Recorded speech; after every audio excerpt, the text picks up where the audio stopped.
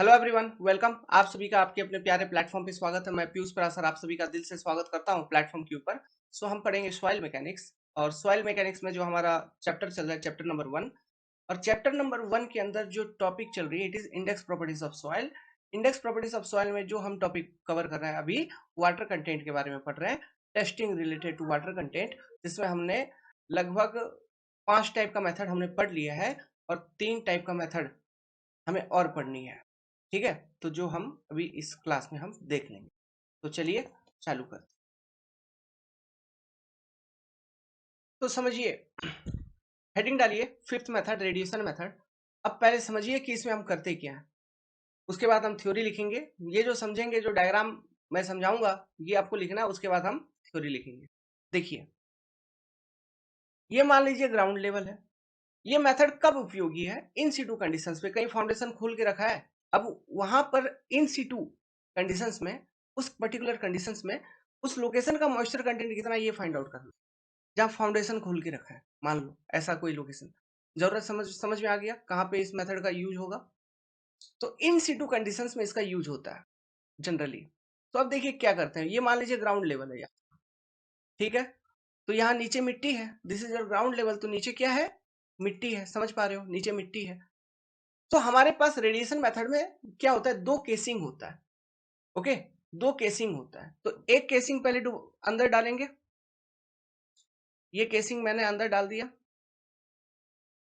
ठीक है। ये केसिंग मैंने अंदर डाल दिया, और एक केसिंग और कुछ डिस्टेंस पे, जिस सॉइल का आपको वाटर कंटेंट निकालना है उसी सॉइल में, और एक डिस्टेंस पे एक केसिंग और हम डाल देंगे। तो यहाँ पे हमने दो केसिंग इंसर्ट कर दिया। दो केसिंग जो इंसर्ट किया है, अब क्या करेंगे, जो अपना पहला वाला केसिंग है, इसमें एक रेडियो एक्टिव मटेरियल हम डाल देंगे। हम क्या डालेंगे इसमें? हम डाल देंगे radio active material. Radio active material. और जो रेडियो एक्टिव मटेरियल का यहाँ पे यूज होता है जनरली, उसका नाम है कोबाल्ट 60। कोबाल्ट 60। इस टेस्ट प्रोसेस में जो रेडियो एक्टिव मटेरियल यूज होती है, इट इज योर कोबाल्ट 60। अब ये रेडियो एक्टिव मटेरियल, और ये जो सॉइल है यहाँ पे जो ये जो सॉइल है, this is your moist soil. मतलब ये, इसका वाटर कंटेंट निकालना है, मतलब सॉइल सैंपल गीला होगा कुछ ना कुछ। मॉइस्ट सॉइल है मतलब वाटर है इसमें। वाटर है कहने का मतलब क्या है? वाटर क्या होता है? H2O। वाटर होता है H2O। H2O को अगर मैं लिखूं, तो मैं इसको H plus plus OH minus लिख सकता हूं। ठीक है, 2H प्लस, नहीं नहीं, हो गया ना, H plus plus OH minus, H इधर, ठीक है। H plus plus OH minus, इस तरह से आप H2O को रिप्रेजेंट कर सकते हैं, लिख सकते हैं।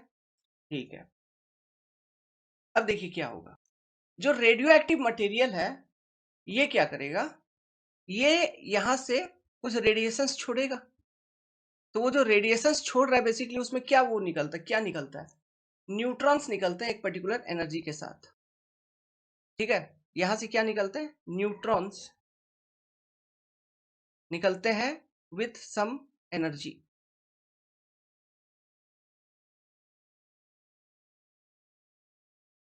अब कितना एनर्जी के साथ न्यूट्रॉन निकला, वो चीज यहाँ पे मेजरमेंट करने का सिस्टम होता है, वो हमने मेजर कर ली। ठीक है, वो हमने क्या किया, मेजर कर लिया। अब ये जो न्यूट्रॉन्स निकलते हैं, ये न्यूट्रॉन्स क्या करते हैं, यहाँ पे जो हाइड्रोजन एटम है, देखो H2O में जो H प्लस और OH माइनस है, H प्लस को हम हाइड्रोजन बोलते हैं, OH माइनस को हाइड्रोक्सिल। तो जो हाइड्रोजन एटम है, उससे मतलब है, ये न्यूट्रॉन्स क्या करेंगे, उन हाइड्रोजन एटम से जाके टकराएंगे। उसका टेंडेंसी है। पानी का जो हाइड्रोजन एटम है, वो न्यूट्रॉन्स को खुजली करेगा, न्यूट्रॉन्स जाके उससे टकराएगा। जब न्यूट्रॉन्स उससे टकराएगा, इसको स्कैटरिंग प्रोसेस बोलते हैं। स्कैटरिंग, वो उतना केमिस्ट्री में अपने को जाने की जरूरत नहीं है, मेरे को आता है, आपको नहीं आना चाहिए, क्योंकि वो उसका जरूरत ही नहीं है। क्लियर है, इसलिए मैं नहीं बता रहा हूँ। ओके, वो कभी आरआरबी जेई वगैरह और कोई एग्जाम के लिए, मान लो साइंस पढ़ रहे हो, केमिस्ट्री वगैरह, तो उसके अंदर चलेंगे। अभी बस प्रोसेस को अपने समझेंगे कि अंदर क्या हो रहा है। तो ये जो न्यूट्रॉन्स है, ये न्यूट्रॉन्स एक पर्टिकुलर एनर्जी को लेकर निकल रहा है, समझो, गया, निकला निकला, हाइड्रोजन मिल गया, उसे टकरा गया। जब टकराएगा तो उसका एनर्जी लॉस करेगा कि नहीं? वो न्यूट्रॉन के पास जो एनर्जी था, वो टकराने में लूज कर दिया एनर्जी। तो इस तरह से एनर्जी लूज होने लगेगा। फिर लेकिन ऐसा कोई जरूरी नहीं है कि सारा का सारा एनर्जी लॉस हो गया, कुछ एनर्जी लॉस हो गया, कुछ बचा है, तो वो एनर्जी के साथ फिर धीरे धीरे धीरे धीरे टहलते टहलते वो पहुंच जाएगा सेकंड केसिंग के पास। और सेकंड केसिंग में हमने क्या रखा है, यहाँ पे एक इंस्ट्रूमेंट है जिसको हम बोलते हैं डिटेक्टर। ठीक है, सेकंड केसिंग में एक इंस्ट्रूमेंट है, एक डिवाइस है जिसको बोला जाता है एनर्जी डिटेक्टर। एनर्जी डिटेक्टर ये क्या करेगा, जितने भी न्यूट्रॉन्स वहां से रिलीज हुए थे जो एनर्जी के साथ, फिर वो हाइड्रोजन एटम से स्ट्राइक करने के बाद जितने भी न्यूट्रॉन जो भी एनर्जी को लेके यहां तक पहुंच रहे हैं सेकंड केसिंग तक, उस एनर्जी को वो डिटेक्ट करेगा। वो एनर्जी को क्या करेगा, डिटेक्ट करेगा। तो आपको दो एनर्जी मिल रहा है, स्टार्टिंग वाला, एंडिंग वाला, ओरिजिन और डेस्टिनेशन का दोनों मिल गया। दोनों का डिफरेंस निकालो, डिफरेंस निकालोगे क्या निकलेगा, लॉस इन एनर्जी। वो लॉस इन एनर्जी मालूम है आपको क्यों हो रहा है, न्यूट्रॉन जो है, जो अपना गधा है, वो पानी का हाइड्रोजन एटम से टकराने में अपना एनर्जी को लॉस कर दिया। तो ये मालूम आइडिया लग गया, अच्छा उधर वो टकरा गया होगा, उसमें वो अपना एनर्जी को लॉस किया है। तो अब ये जो लॉस इन एनर्जी है, इससे रिलेटेड एक अगेन स्टैंडर्ड चार्ट, जैसा आपने देखा था कैल्शियम कार्बाइड मेथड में स्टैंडर्ड चार्ट, यहां पर भी again standard chart. This loss of energy is calibrated to moisture content in this soil. इस सेटअप का एक स्टैंडर्ड चार्ट होगा, उससे हम निकाल लेंगे फिर से कि कितना मॉइस्चर है। और लॉस इन एनर्जी कहां से निकल रहा है, एनर्जी डिटेक्ट कर लिया, वो दोनों का energy difference, loss in energy अपने को मालूम हो जाएगी। समझ में आया बात, ये सिस्टम पूरा का पूरा इधर चल। तो मेन चीज क्या है, हाइड्रोजन एटम से न्यूट्रॉन टकरा के अपना एनर्जी लॉस करता है। तो जितना ज्यादा एनर्जी लॉस करेगा, उतना ज्यादा हाइड्रोजन एटम है उस सॉइल में, उतना ज्यादा पानी है। More is the loss in energy, more is the hydrogen atom present, more is the moisture content of the soil. I can say like this. मैं ऐसा कह सकता, नहीं कह सकता, बिल्कुल कह सकता। My dear boy, I hope कि आपको ये समझ में आया। ठीक है, अब थ्योरी लिखेंगे। यहाँ पे लिख लो, this is your moist soil है ना। Neutrons with some energy, some definite energy is released, ऐसा लिखो, ज्यादा अट्रैक्टिव सेंटेंस लगेगा। सम डेफिनाइट मतलब हमको मालूम है ये कितना एनर्जी के साथ वो न्यूट्रॉन वहां से रिलीज हो रहा है। एनर्जी इज रिलीज्ड,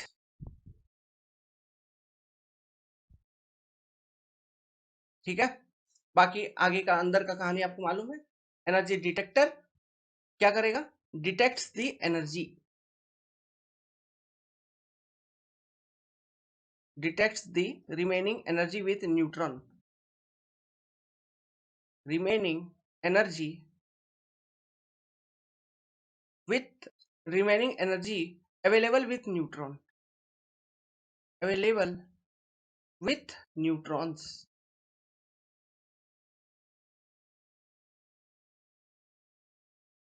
क्लियर है, सिस्टम क्लियर, डायग्राम क्लियर, ठीक है। यहाँ और एक ये लिख लो, radiation method generally useful for in situ conditions, generally used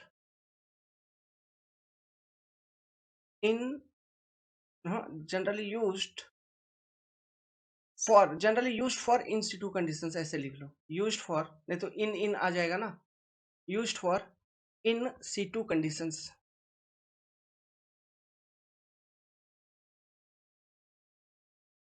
ठीक है, ध्यान रखना, जैसे कि ब्रैकेट में, okay, excavation, excavation site, foundation excavation site, foundation excavation site, you can write this in example.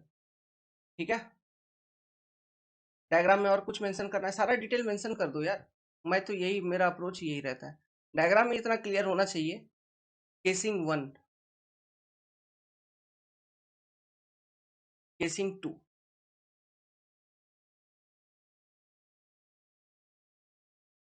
ठीक है, वेरी गुड। बनाओ डायग्राम। अब लिखते हैं अपन थ्योरी।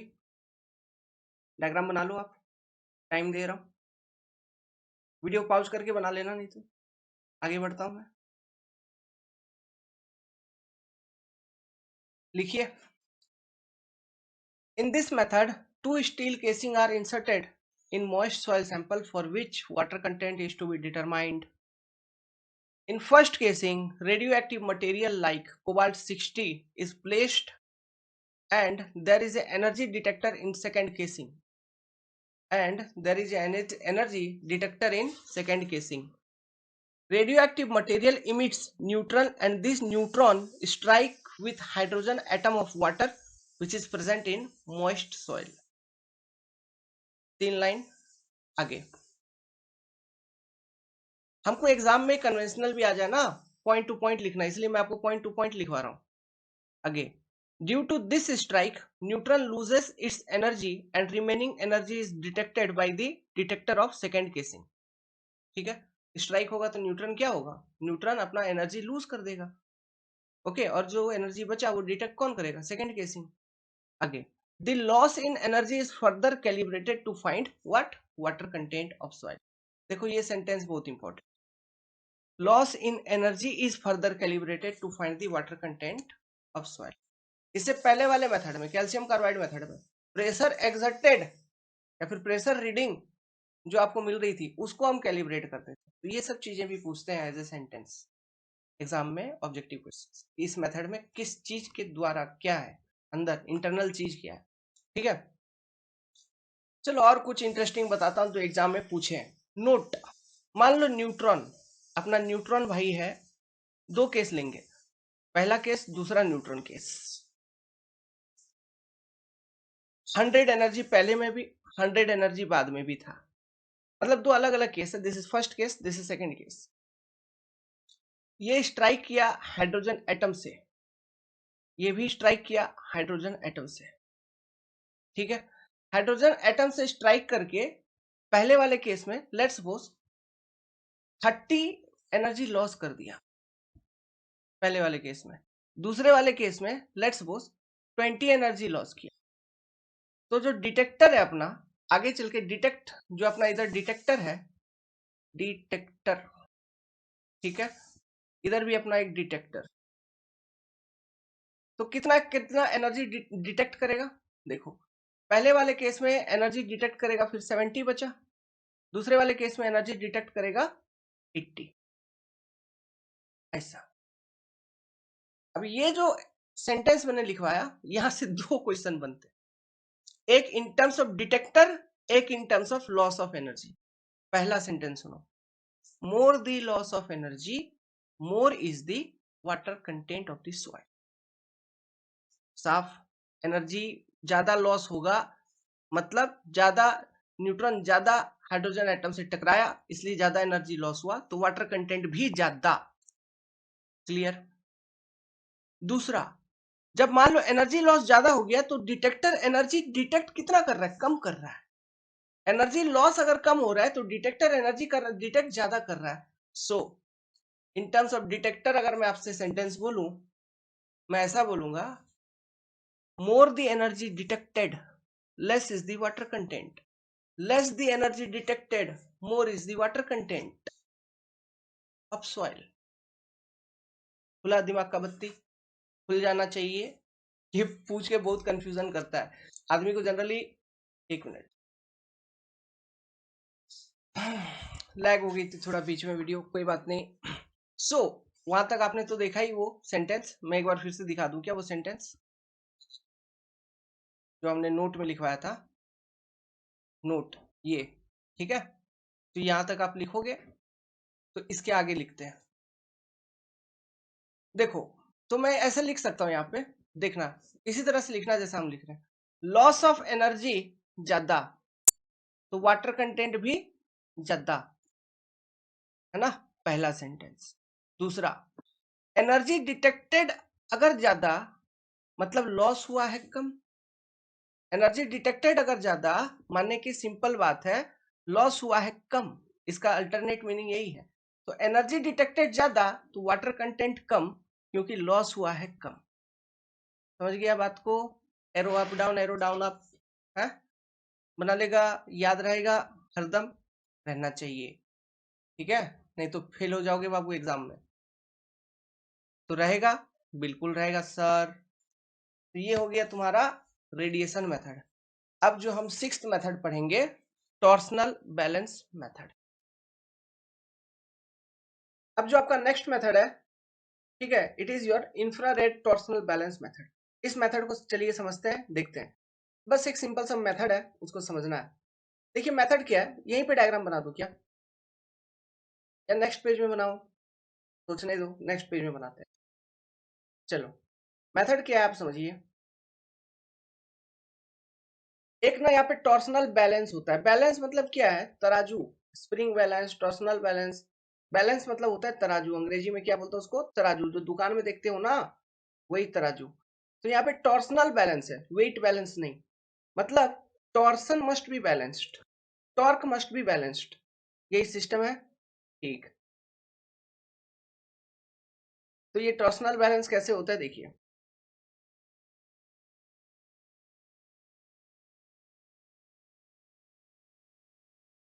यहाँ पे एक मीटर जैसा कुछ लगी रहती है, ये एक आर्म होता है, और इसके इधर और एक आर्म होगा।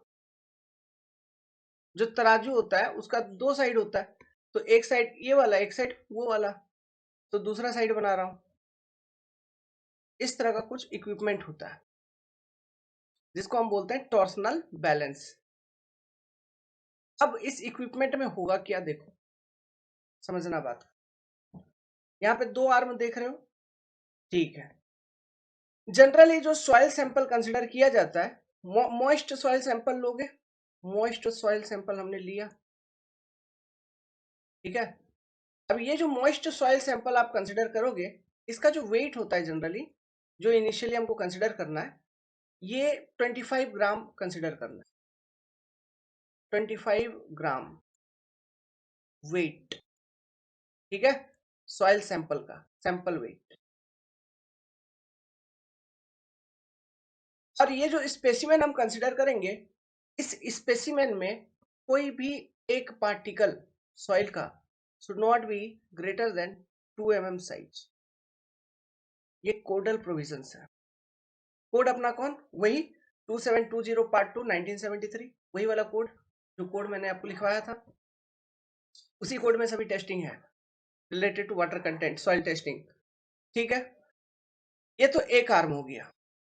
और ये जो पहला वाला आर्म है, यहाँ पर एक लैंप लगी रहती है, एक लैंप होता है, एक इलेक्ट्रिसिटी लैंप होता है जो बिजली पे चलता है, ठीक है, एक लैंप होती है।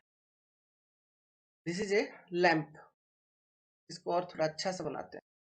लैंप मतलब सोचो कि बल्ब जैसा होगा, बल्ब, ठीक है, बेसिकली वो बल्ब ही होती है। इसको कैसे बनाऊं, इससे बनाता हूँ, ये कलर से, ठीक है।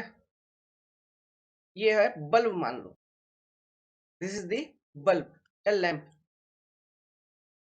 यहाँ पे ये क्या है, लैंप। कौन सा lamp, infra red lamp, infra red lamp. Infra red lamp से क्या निकलेगा, इंफ्रा रेड रेस निकलेगा। क्या निकाल रहा है ये, इंफ्रा रेड रे।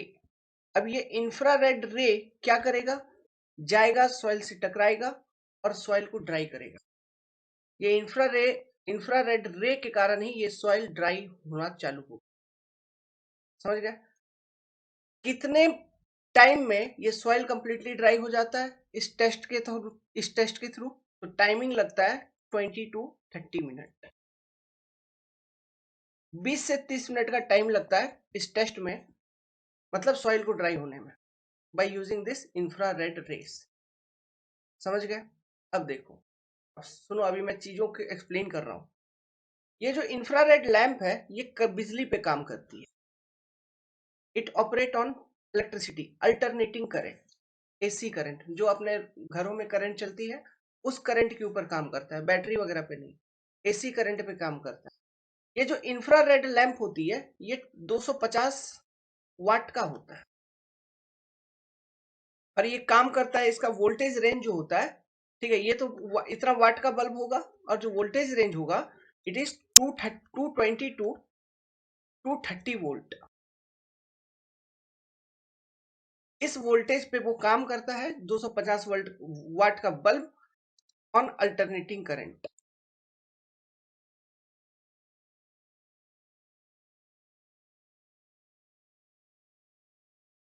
और ये रिलीज करेगा क्या, इंफ्रारेड रेस, और ये इंफ्रारेड रेस सॉइल सैंपल से टकराएंगे, उसे ड्राई करेंगे। अब देखो समझना बात, यहाँ पे टॉर्सनल बैलेंस मतलब टॉर्सन का कुछ सीन होगा, है ना।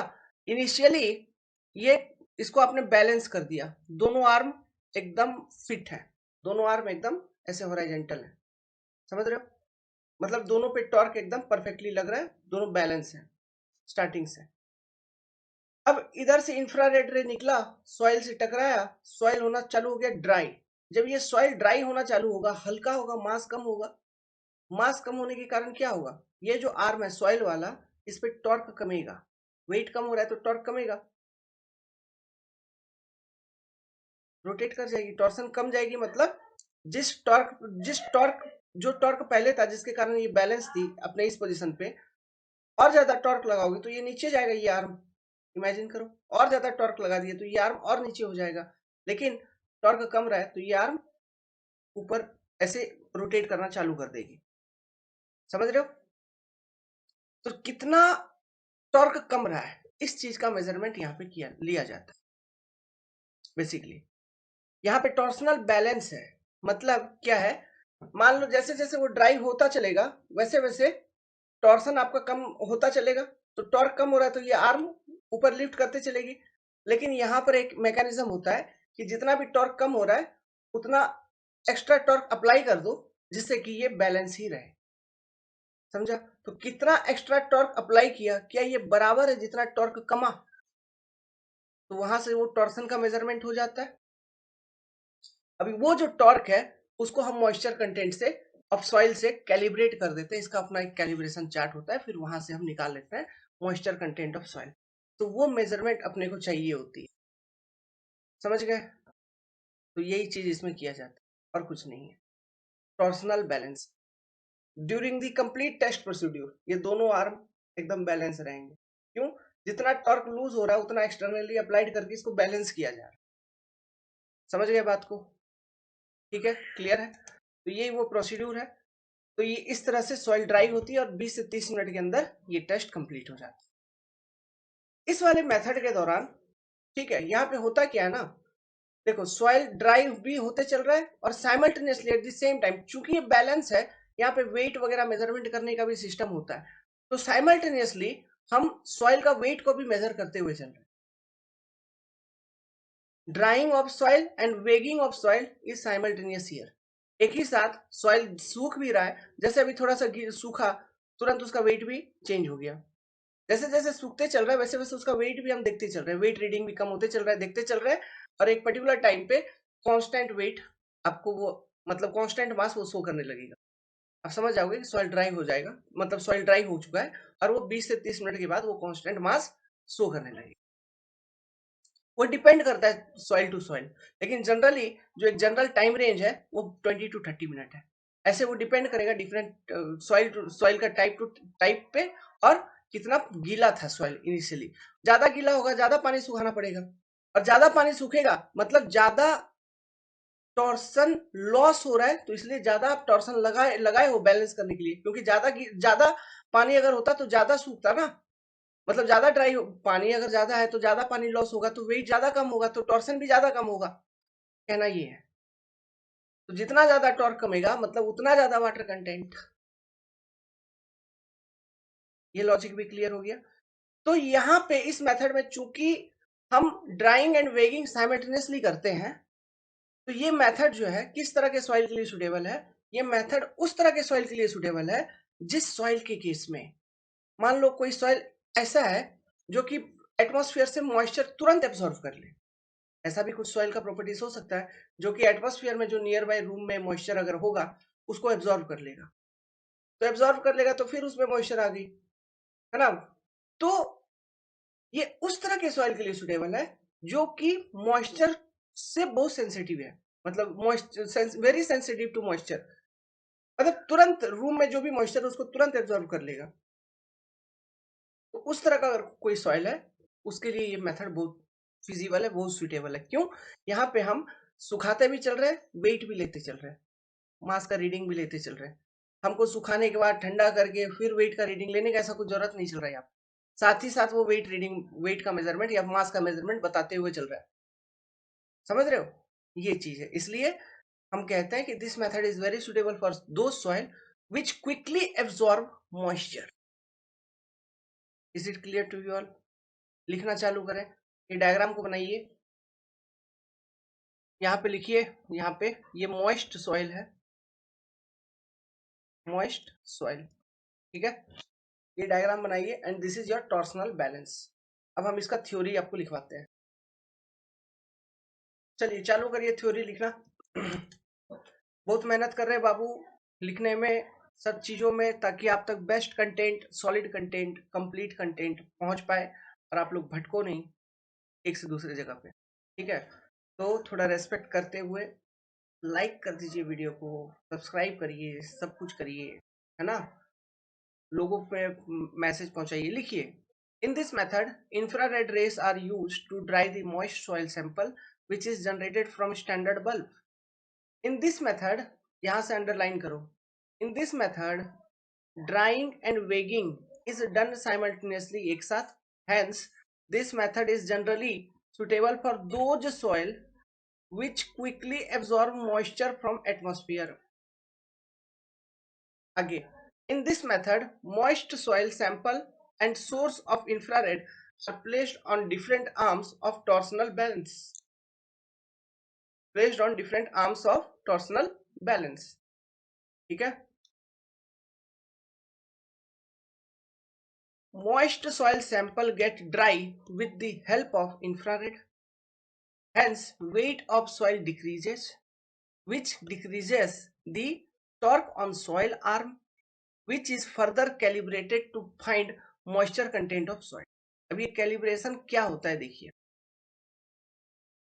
ये जो टॉर्सनल बैलेंस है इसमें बेसिकली ये जो डायल या फिर ड्रम, इसको हम बेसिकली यहाँ पे ड्रम बोलते हैं, ठीक है।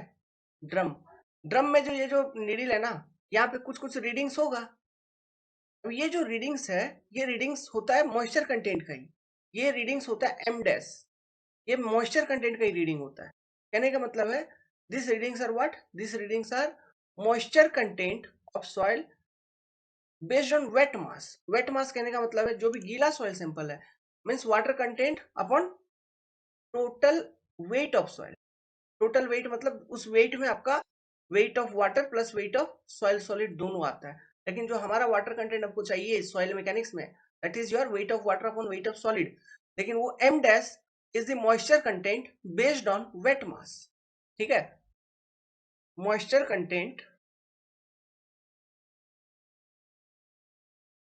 Based on wet mass. कहने का मतलब क्या है, M dash is nothing but weight of water upon total weight of soil. W, W क्या है, weight of soil, weight of wet soil, जिसमें आपका weight of soil solid plus weight of water दोनों इंक्लूडेड है। उस form में वहां पे रीडिंग्स डिवाइडेड होता है।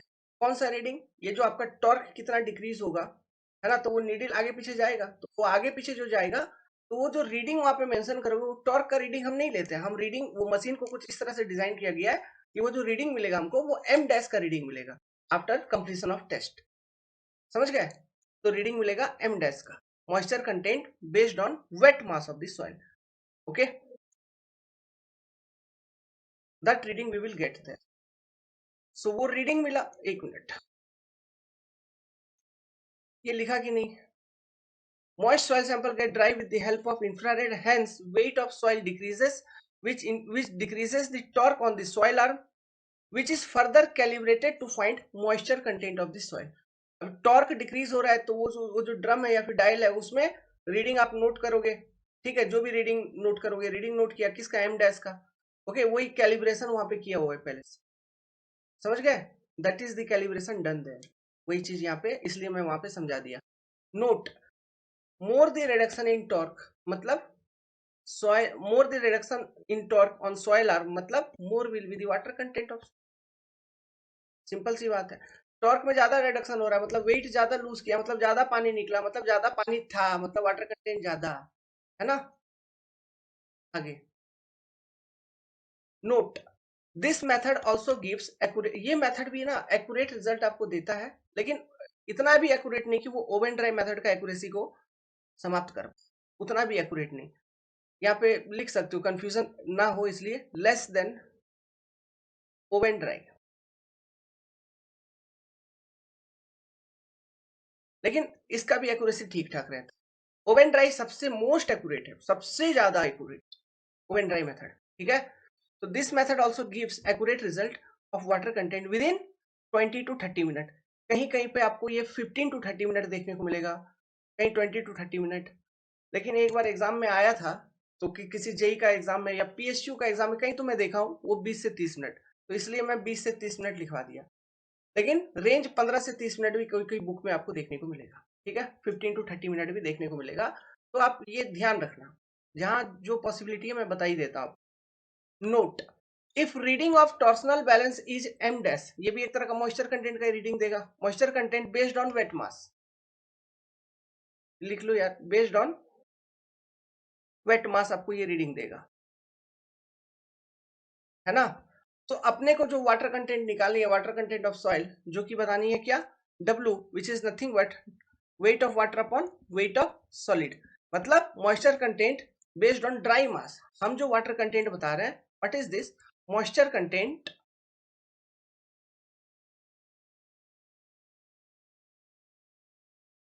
बेस्ड ऑन ड्राई मास, हम यही बताते हैं। तो आप इस फॉर्मूला को यूज करके निकाल लेंगे, W equal to M dash by 1 minus M dash into 100, remember that, exam में क्वेश्चन आ सकता है, ठीक है। टॉर्सनल बैलेंस, बस यही आपको लॉजिक ध्यान रखना है कि टॉर्सनल बैलेंस का जो रीडिंग है, वो फाइनल रीडिंग वो मॉइस्चर कंटेंट ही दे रहा है, लेकिन बेस्ड ऑन वेट मास है, अपने को बतानी है moisture content based on dry mass, तो I will use M dash by 1 minus M dash formula, clear. So this is your torsional balance method. और कुछ लिखवा है कि इसमें नहीं, ये आपका ये मेथड कंप्लीट, अच्छा लगा, रिमेंबर रखोगे, मेमोरी में फीड कर लो, हार्ड डिस्क में बहुत बहुत अच्छे तरीके से, चीजों को अच्छे से समझा दिया है, ठीक है, इससे ज्यादा और कुछ है नहीं। कोड बुक वही सेम, कोड बुक का नाम है आपका वही 2720 part 2 1973, that is the code book which is used here also, clear. चलिए next method, pycnometer, pycnometer method. तो देखिए ये जो मेथड है ना, जनरली इस मेथड को यूज किया जाता है, एक्चुअली जो पिक्नोमीटर फेमस है, ये किस लिए फेमस है, to find out the specific gravity of soil solid, समझ गए। This method is generally famous, specially famous to find out the specific gravity of soil solid. और भी मेथड है specific gravity of soil solid को निकालने के लिए, जैसे एक बार एग्जाम में पूछा था डेंसिटी बॉटल मेथड, वो नेक्स्ट है इंडेक्स प्रॉपर्टी, हम देखेंगे।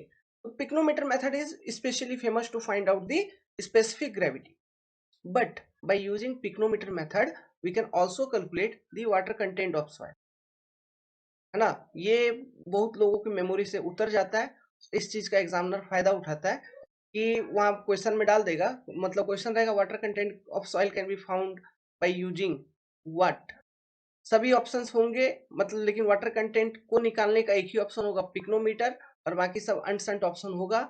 आप और वहां पे नॉन ऑफ द अबव भी होगा, आप टिक लगा के आ जाओगे नॉन ऑफ द अबव में, क्योंकि आपको लगेगा कि पिक्नोमीटर तो यार स्पेसिफिक ग्रेविटी क्योंकि रटवाया वही जाता है, बट ऐसा नहीं है।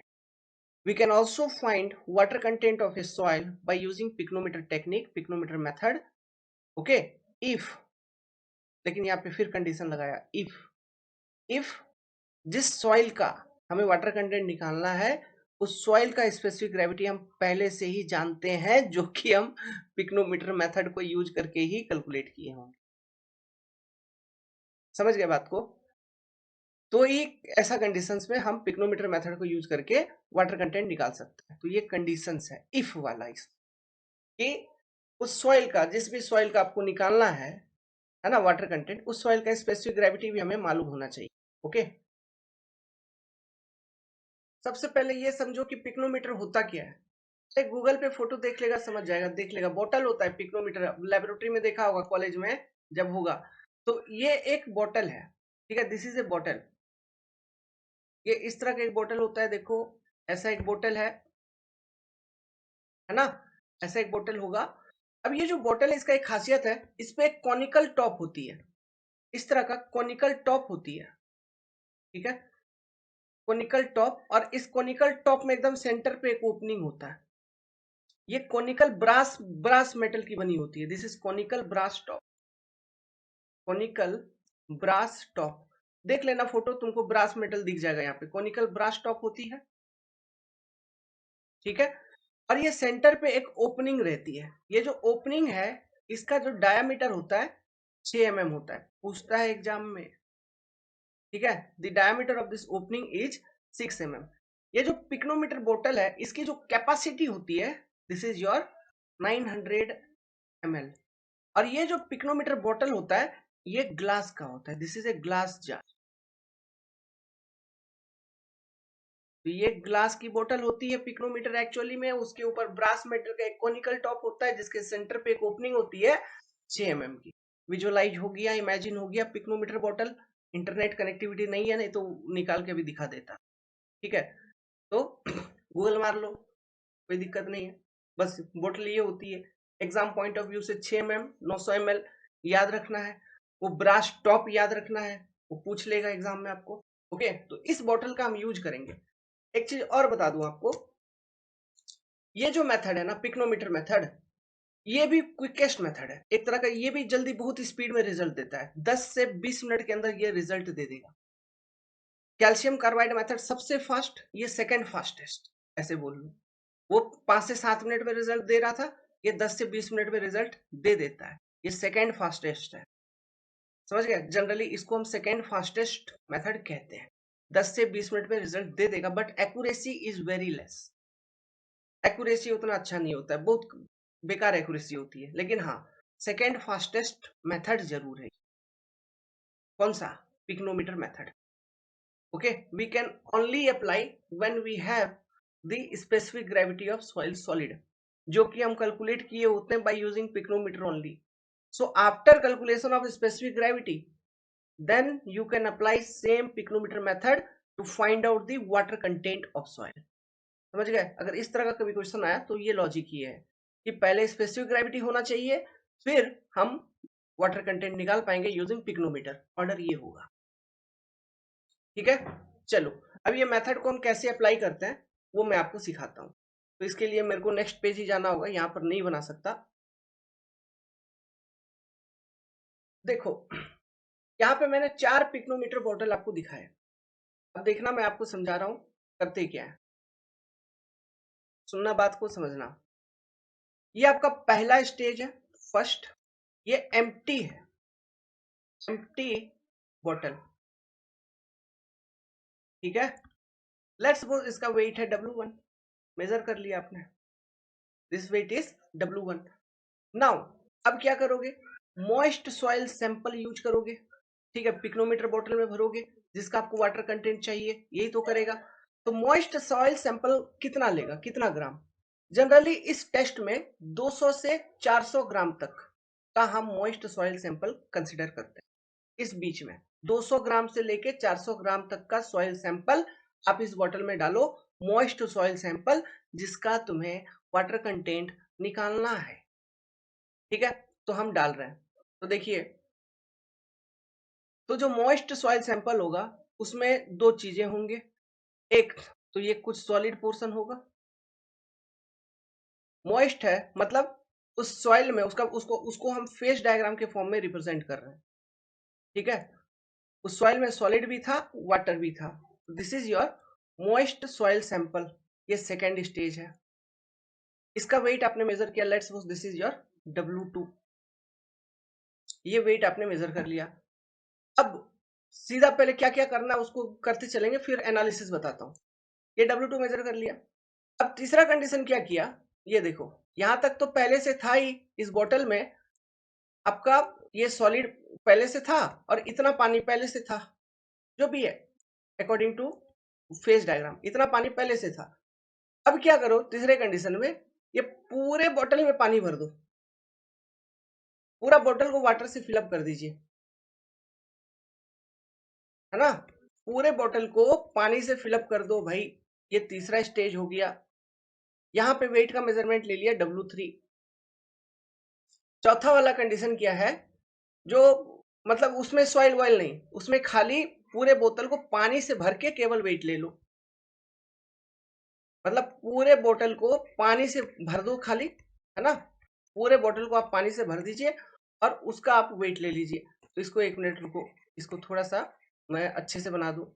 पूरे बोतल को पानी से भरना है, भर दिया, देख लो भाई। Okay, the complete pycnometer bottle is filled with water, और उसका हम वेट ले लेंगे।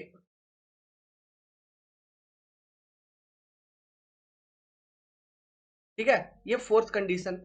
तो इसका वेट आ गया इस स्टेज में, मान लो W4, the complete pycnometer bottle filled with water, this weight is W4। अब मुझे ये बताओ, वाटर कंटेंट ऑफ सॉइल क्या होगा। वाटर कंटेंट ऑफ सॉइल होगा wait of water of soil in stage 2, second stage में जो वेट ऑफ वाटर है सॉइल का, वो divided by weight of soil solid WS मान लो। तो सॉइल सॉलिड तो कांस्टेंट है ना, तो ये वेट ऑफ सॉइल, ये मान लीजिए ये वेट ऑफ सॉइल सॉलिड है WS, दिस इज कांस्टेंट। यहाँ भी सेम होगा wait of soil solid WS। तो ये होगा आपका वाटर कंटेंट इस सॉइल का। तो हमें यहाँ पे बेसिकली दो चीजें पता लगानी है। क्या, एक तो हमें पता लगाना है ये वेट ऑफ सॉइल सॉलिड कितना है WS, और हमें दूसरा पता लगाना है weight of water in this stage 2 कितना है, मतलब ये वाला पोर्शन। यहां से यहां तक हाईलाइट करता हूं, देखना,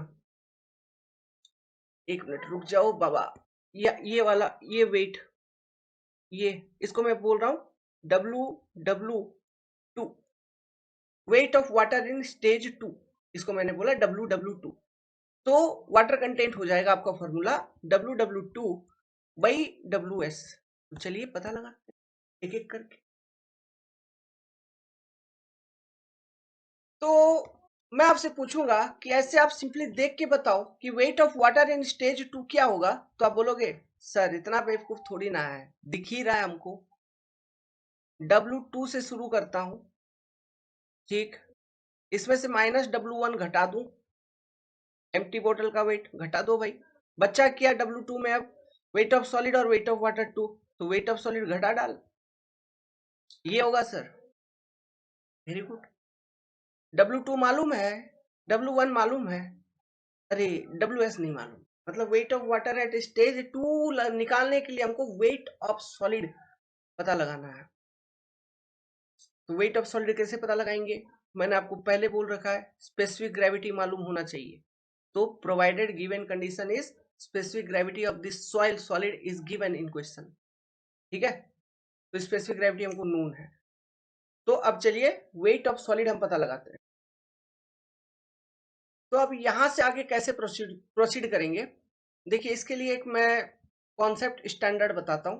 प्रोसीड करने का, यहां से आगे यहां तक कर लिया, यहां से आगे प्रोसीड करना है, मतलब सीधा ये सोचो, ये जो W4 है ये कितना है, इसका वेट कितना है एक्चुअली में, और इसको इक्वेशन के फॉर्म में हमको निकालना है। तो ये हम कैसे निकालेंगे, यही कैलकुलेशन करनी है। तो आप बोलोगे ये जो W4 है सर, देखिए ये क्या है एक्चुअली, लेट्स सपोज यहां तक जितना पोर्शन में सॉलिड है, इस वाले W3 वाले केस में देखो, W3 वाले केस में इतना पोर्शन में सॉलिड है, लेकिन यहाँ पे वो सॉलिड को रिमूव करके इतना पोर्शन में हमने क्या किया है, पानी को फिल कर दिया है, ठीक है। तो लेट्स सपोज ये जो पानी इतना पोर्शन में फिल किया है, इस पानी को मैं बोल रहा हूं बी वाटर। ठीक है, इस पानी को मैंने बोला बी वाटर। तो ये weight of water B plus बाकी जितना पानी बचा हुआ है उतना पानी का वेट, तो हमको ये निकल जाएगा। ठीक है, तो आप बोलोगे बाकी जितना पानी है उसका वेट कैसे निकालोगे बाबू? बाकी जितना पानी है सर उसका वेट हम यहां से इजीली निकाल सकते हैं। कैसे?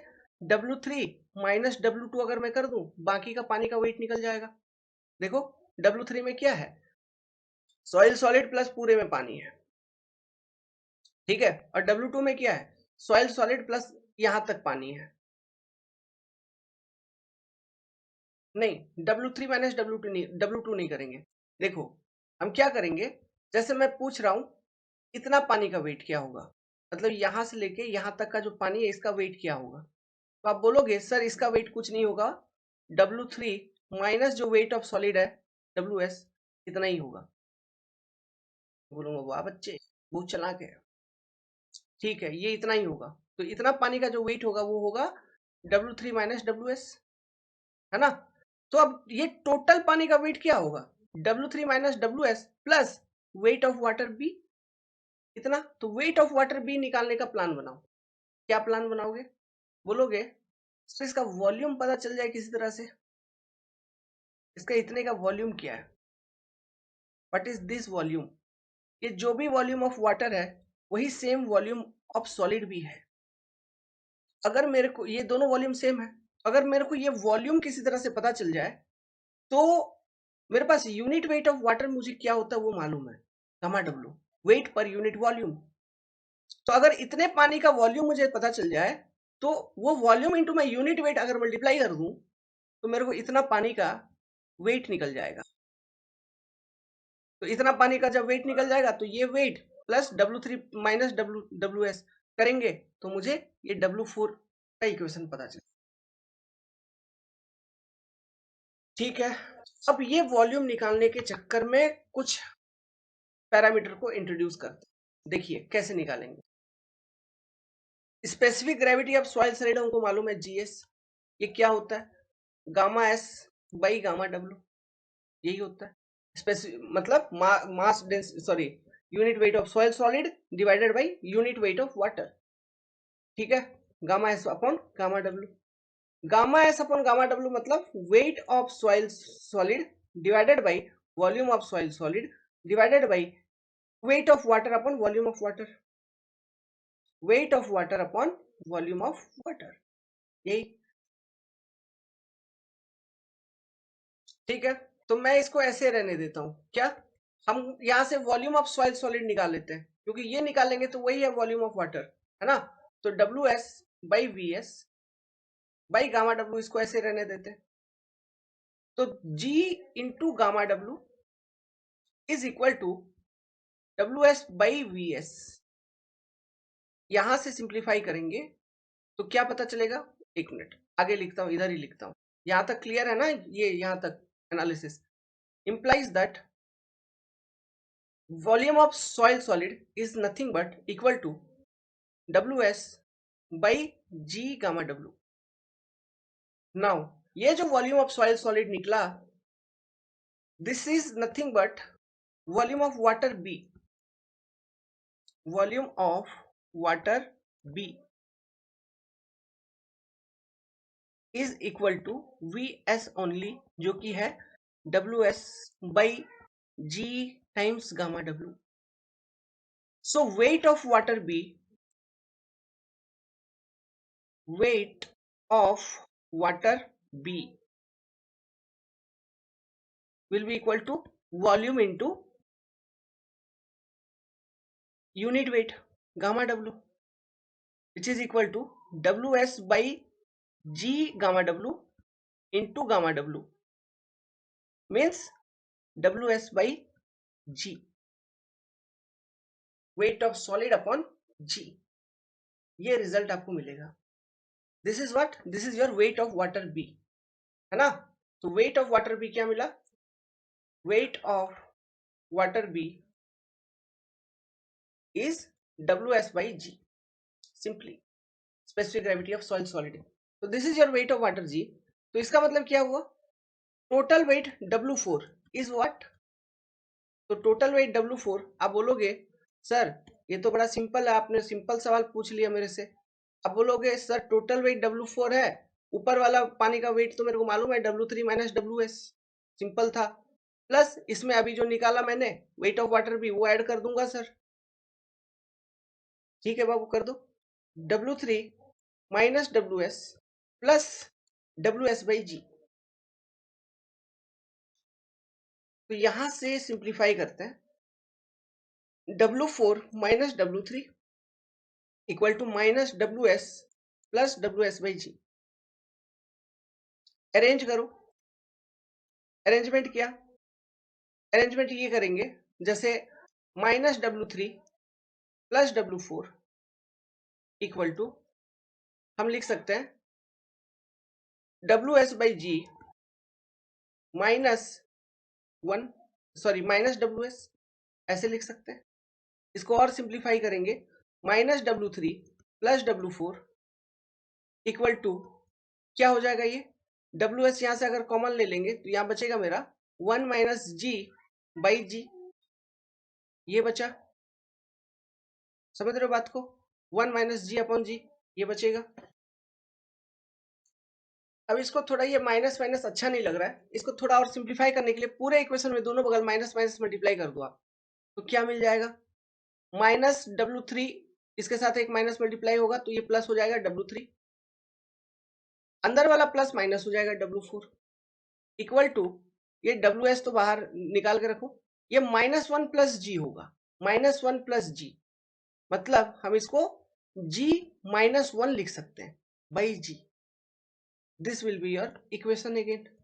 तो यहां से और सिंप्लीफाई करेंगे तो WS का वैल्यू हमको पता चल गया क्या, in terms of W3 and W4 which is nothing but W3 minus W4 by G minus 1 by G, this is your weight of solid, जो कि हमने कैलकुलेशन करके फाइंड आउट कर लिया। रिमेंबर दी फॉर्मूला, ठीक है। तो वेट ऑफ सॉलिड जब निकल गया, अब चीजें मेरे लिए आसान है, ठीक है। Weight of solid he unknown था, तो वेट ऑफ सॉलिड आपने निकाल लिया, तो वाटर कंटेंट जो थी, water content is what, weight of water at stage 2 which is your W2 minus W1 minus WS आपने कर दिया था, divided by weight of solid, this is, तो इसको थोड़ा पहले सिंप्लीफाई कर लो, इसको भी अगर मैं सिंप्लीफाई कर दूं तो ये लिख सकता हूं W2 by WS minus W1 by WS minus WS by WS means W2 minus W1 by WS लिखो अलग, -1 means W2 minus W1 by WS minus 1 into 100% ना, into 100 bracket close into 100, this is your water content। now अब WS का value आपको मालूम है, उसको यहाँ पे सब्स्टिट्यूट करो भाई, तो WS का वैल्यू क्या अभी निकाला था, देखो W2 minus W1 by WS का वैल्यू यहाँ पुट करूंगा, जो कि निकला था आपका W3 माइनस W4, एक मिनट, हाँ, divided by G minus 1 by G,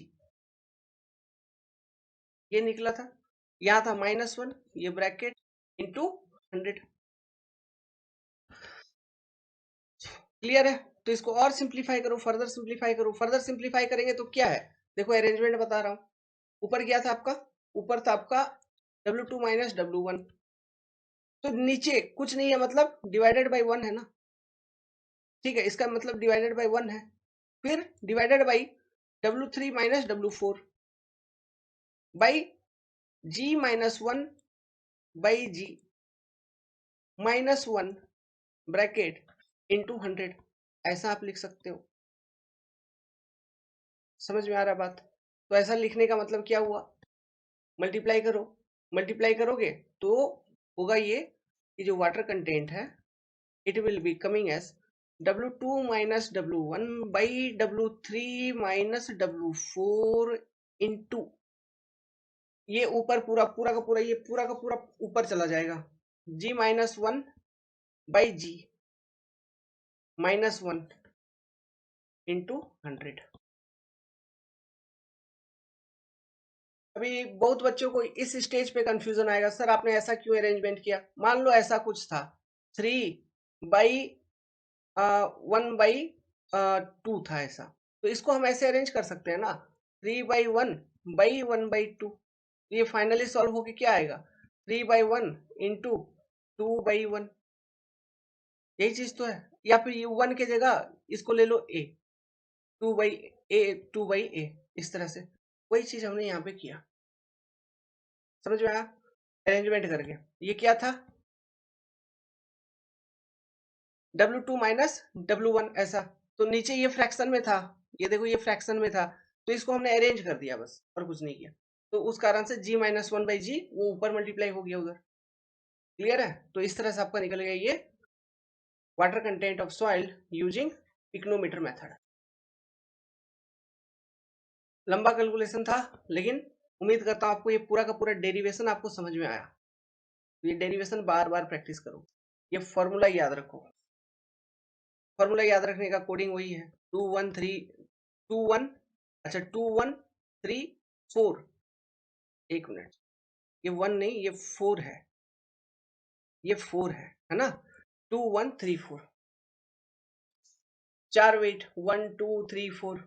तो 2 से 1 को घटाया, फिर 3 से 4 को घटाया, 2 से 1 को घटाया, 3 से 4 को घटाया, 2 से 1 को घटाया, 3 से 4 को घटाया, इंटू, तो ये याद रख लो, G-1/G -1 into 100। This is the formula to find out the water content of soil using pycnometer method. तो इसी के साथ हमारा इंडेक्स प्रॉपर्टी में वाटर कंटेंट खत्म हो गया। अब जो नेक्स्ट है इंडेक्स प्रॉपर्टी, वो हम चालू करेंगे स्पेसिफिक ग्रेविटी। स्पेसिफिक ग्रेविटी में फिर यही पिक्नोमीटर देखेंगे, जो ये जो जी का वैल्यू है जो यहाँ कैलकुलेट होके आया है, इसी को स्पेसिफिक ग्रेविटी मेथड से हम कैसे कैलकुलेट करेंगे। फिर स्पेसिफिक ग्रेविटी निकालने का और भी जो मेथड्स हैं वो हम देखेंगे। देखो, स्पेसिफिक ग्रेविटी निकालने का बहुत अलग अलग मेथड है। जैसे लिक्विड का स्पेसिफिक ग्रेविटी आप हाइड्रोमीटर को यूज करके निकालोगे। सॉइल में हाइड्रोमीटर आएगा, मैं पढ़ाऊंगा आपको। हाइड्रोमीटर को यूज करके लिक्विड सॉइल सस्पेंशन का स्पेसिफिक ग्रेविटी निकाला जाता है। तो generally hydrometer is a device which is used to find out, device क्या, is a instrument which is used to find out specific gravity of liquid. ठीक है। तो सॉलिड का स्पेसिफिक ग्रेविटी निकालने के लिए हमारे पास दो ही मेथड है बेसिकली। ओके, जो दो इंपॉर्टेंट मेथड है उनमें से वो एक तो ये पिक्नोमीटर मेथड जो कि एग्जाम में पूछता है, और एक डेंसिटी वोटर मेथड जो कि एग्जाम में पूछा जा चुका है एसएससी में। क्लियर है। तो हम नेक्स्ट क्लास में देखेंगे index property specific gravity. With this we have completed this. I hope कि आपको अच्छा लगा हो, पसंद आया हो। कोई डाउट है तो डाउट कमेंट करिए, लिखिए, क्लासेस को देखिए, एंजॉय करिए, आनंदित रहिए। All the best.